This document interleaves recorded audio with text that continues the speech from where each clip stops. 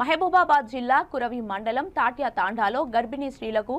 లింగ నిర్ధారణ పరీక్షలు చేస్తున్న ముఠాను పట్టుకున్నారు పోలీసులు. మొదట ఈ విషయంపై కురవి ఎస్ఐ గోపికి విశ్వసనీయ సమాచారం అందడంతో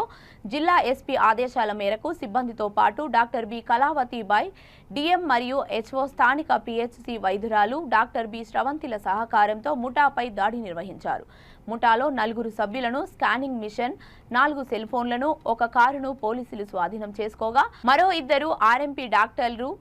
ధరావత్ విక్రమ్, కత్తి యుగేందర్ పరారీలో ఉన్నారు. గతంలో ఈ ముఠాపై ఖమ్మం, సూర్యాపేటలో కూడా ఈ తరహా కేసులు ఉన్నాయి. ఈ కేసులో చాకచక్యంగా వ్యవహరించిన అధికారులను, సిబ్బందిని జిల్లా ఎస్పీ సుధీర్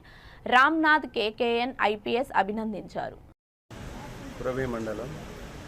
ఇల్లిగుండ్ల తండ గ్రామంలో లింగ నిర్ధారణ పరీక్షలు చేస్తున్నట్టుగా మా కురవి ఎస్ఐ గారికి నమ్మదగిన సమాచారం రాగానే నేను మరియు కురవి ఎస్ఐ గారు, తర్వాత డిఎంహెచ్ఓ మేడం గారు, తర్వాత కురవి లోకల్ డాక్టర్, మా సిబ్బంది అందరం కూడా వెళ్ళి పిల్లిగుండ్ల తండాలో ఒక ఇంట్లో చెక్ చేయగా అక్కడ లింగ నిర్ధారణ సంబంధించినటువంటి ఒక ఇన్స్ట్రుమెంట్ స్కానర్ పట్టుకొని అక్కడ ఉన్నారు. వాళ్ళంతా ఫేక్ డాక్టర్స్ అని యాక్ట్ చేస్తున్నారు, కానీ fake doctors and RMP doctors అందరు కూడా అమాయక మహిళలను అక్కడ వాళ్ళ డబ్బులు తీసుకొని మీకు మేల్ ఫీమేల్ లింగ నిర్ధారణ చేస్తామని వాళ్ళ దగ్గర డబ్బులు తీసుకొని అది అనుమతులు లేని, ప్రభుత్వ అనుమతి లేకుండా అక్కడ లింగ నిర్ధారణ చేస్తున్న వారిని